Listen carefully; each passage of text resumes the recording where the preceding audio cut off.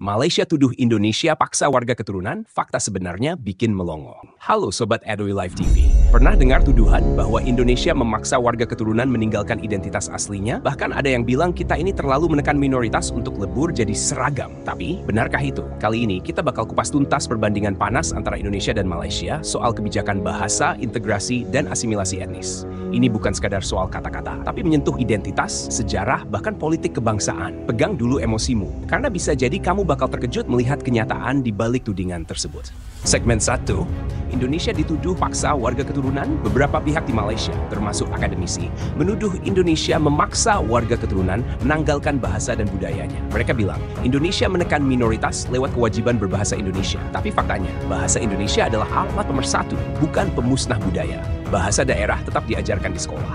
Warga keturunan bebas gunakan bahasa leluhur mereka di rumah, upacara, komunitas, bahkan di media. Bandingkan dengan Malaysia, bahasa Melayu dominan, tapi warga tetap mengelompok. Sekolah Cina, Tamil, dan sebagainya. Apakah itu integrasi sejati atau justru segregasi? Segmen 2, integrasi asimilasi. Mana yang lebih sukses? Di Malaysia, modelnya integrasi lunak. Setiap etnis punya ruang sendiri, tapi tidak benar-benar menyatu. Akibatnya, stereotip antar etnis sulit hilang. Komunitas India misalnya, sering dikaitkan dengan kriminalitas. Sementara di Indonesia, meskipun sempat mengalami represi di masa Orde Baru, kini semua etnis diakui dan dirangkul. Nama-nama seperti Xiao Wei, Priya Devi, atau Krishna Wijaya tak lagi tabu. Segmen 3, perang bahasa Indonesia versus Melayu. Beberapa warga Malaysia bahkan merasa bahasa Indonesia mengacaukan bahasa Melayu. Tapi lucunya, kedua bahasa itu saudara kandung. Bedanya, pengaruh sejarah.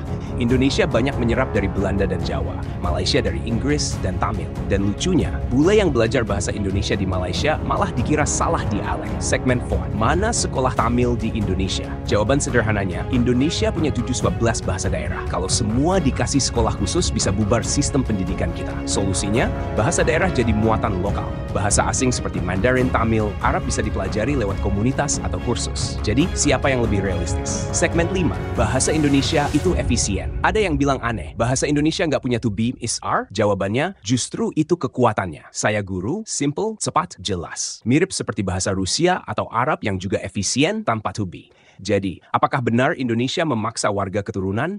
Atau justru Indonesia sudah berhasil membangun identitas bersama tanpa mengorbankan akar budaya? Malaysia dan Indonesia punya cara berbeda. Tapi soal siapa yang lebih berhasil menyatukan keberagaman, Anda yang tentukan. Sekarang giliran Anda. Apakah Anda setuju dengan model asimilasi Indonesia? Atau Anda merasa integrasi ala Malaysia lebih ideal? Tulis opini kalian di kolom komentar. Kita diskusi seru di sana. Jangan lupa untuk subscribe, like, dan follow channel ini biar nggak ketinggalan konten penting lain soal geopolitik, budaya, dan identitas bangsa. Sampai jumpa di video berikutnya. Merdeka dalam keberagaman, kuat dalam persatuan. Salam AW Live TV.